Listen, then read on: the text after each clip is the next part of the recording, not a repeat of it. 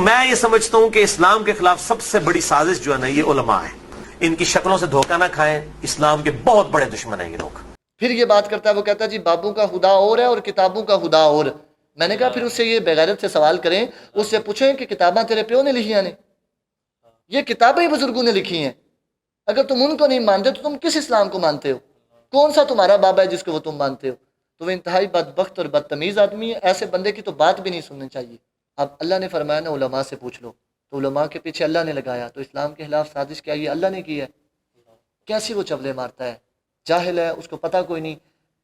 اس کا جناب کسی جگہ پر بس نہیں چلا تو اب اس نے علماء پر اعتراض جھاڑ دیا، ان کو اسلام کا دشمن قرار دے دیا. کس کی بات مانی جائے؟ سرکار فرماتے ہیں وہ انبیاء کے وارث ہیں، یہ بدبخت کہتا ہے وہ جناب اسلام کے دشمن ہیں. اب کس کی بات مانی جائے گی؟ کیا اللہ تعالیٰ کے حبیب نے نہیں فرمایا میں یرید اللہ بہ خیرا یفقہہ فی الدین؟ سرکار نے نہیں فرمایا اللہ جس کے ساتھ بھلائی کا ارادہ کرتا ہے اسے دین کی سمجھ عطا کر دیتا ہے؟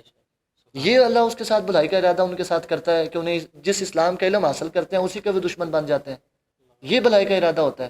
تو کیسی وہ بکواسات ہے، بالکل اسے علم کا دین کا پتہ کوئی نہیں، اور وہ چولے مارنے سے باز نہیں آتا. چول دی چول نہ ہوئے تو میں تو یہی اس کے بارے میں کہتا ہوں. اب دیکھیں نا اللہ تبارک تعالیٰ نے جس اسلام کو پسند فرمایا وَرَضِيتُ لَكُمُ الْإِسْلَامَ دِينًا، پھر دوسری جگہ پر فرمایا ان الدین عند اللہ الاسلام، اللہ کے نزدیک جو دین ہے وہ اسلام ہے. یعنی کہ اللہ نے اسلام کو پسند کیا نا، تو جو اس کی پسند کا دشمن ہو جائے وہ مسلمان ہے.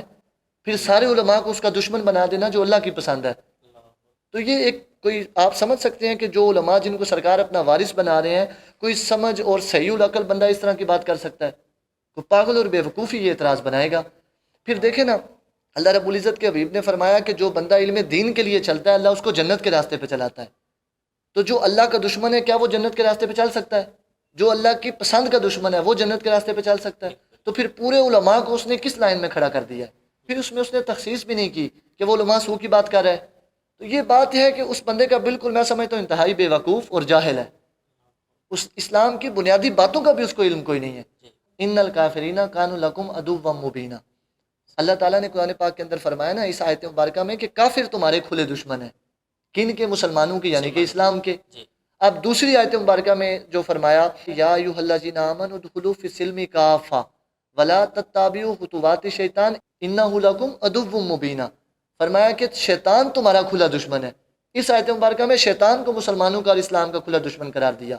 تیسری جگہ پر فرمایا وَكَذَلِكَ جَعَلْنَا لِكُلِّ نَبِيٍّ عَدُوًّا، فرمایا ہر نبی کے لیے ہم نے دشمن بنایا ہے. کس کو؟ شیاطین الانس والجن. اب اس بات پر یہ تینوں آیتیں مبارکہ اس بات پر دلالت کرتی ہیں کہ اللہ رب العزت نے دشمن جو ہے وہ اسلام کا قرار دیا. یہاں شیطان ہے تو یہاں کافر ہے. اب مرزا جیلمی جو علماء جو وارث ہے دین کو، انہی کے بارے میں کہتا ہے جی یہ اسلام کے دشمن ہے، بلکہ اسلام کے خلاف سازش ہے. تو یہ بالکل قرآن پاک کی آیات کے سری منافی بات ہے، بالکل اس کے خلاف ہے. اب علماء کے وجود کی برکت کی وجہ سے اسلام بچا ہوا ہے. اب یہ کہتا ہے جی علماء اسلام کے دشمن ہیں. اب دیکھیں کہ اس کے اور سرکار جان عالم کے فرمان میں کس قدر تضاد ہے. یہ بدبخت انسان علماء کو بجائے کہ سرکار نے جو فرمایا وارث ہے، یہ کہتا ہے دشمن ہے. سرکار فرماتے ہیں علماء کے وجود کی برکت سے اسلام بچا ہوا ہے. یعنی کہ علم اٹھانے کی وجہ، یہ علم جو بچا ہے اسلام کا وہ علماء کی وجہ سے ہے. یہ کہتا ہے جی اسلام کے خلاف سازش ہے. اب اس کا کیا مقام ہے جو اس طرح کی بندے باتیں کرتا ہے؟ جو اس طرح کا بندہ، دیکھیں یہ علم دین کس لیے حاصل کرتا ہے؟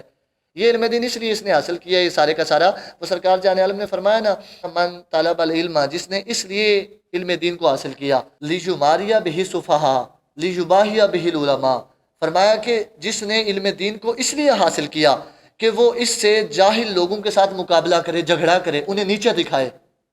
اور جس نے علم دین فرمایا اس لیے حاصل کیا کہ علماء پر ڈھینگے مارنے کے لیے، ان پر اعتراضات جھڑنے کے لیے. جس نے علم دین اس لیے حاصل کیا، سرکار نے فرمایا جس نے علم دین اس لیے حاصل کیا کہ علماء پر شوخی بگاڑے، ان پر ڈھینگے مارے، فَهُوَ فِي النَّارِ، فرمایا وہ جہنمی ہے. اب یہ اس کے لیے حکم ہے کیونکہ اس کا تو علم سارا دن یہ بیٹھ کے کیمروں پہ کرتا ہی ہے. اور اس کا کیا مقصد ہے؟ بلکہ بزرگان دین کے بارے میں بکواس کرتا رہتا ہے، بابے تو شاہی کوئی نہیں. انبیاء کے بارے میں کیا دیا؟ نبی شاہی کوئی نہیں. اب قرآن پاک کی تشبیہ اس نے یہ دے دیا، وہ کہتا ہے ایسے ہے جیسے فرینچ زبان کے اندر گالیاں، جس کے ایک حرف پر نیکیاں ہیں. بالکل جس کے ایک حرف پر نیکیاں ہیں. تو وہ اس کے بارے میں دیکھیں اس کا عقیدہ کیسا ہے. ایسا جو بندہ ہے یہ انتہائی بدبخت ہے. میں تو عوام کو یہ کہتا ہوں کہ اس کے فتنے سے بچیں. میں حکومت وقت سے ہر بار یہ گزارش کرتا ہوں اس کو پھانسی لگائیں. اس کا فتنہ تو اسلام کے خلاف جا رہا ہے.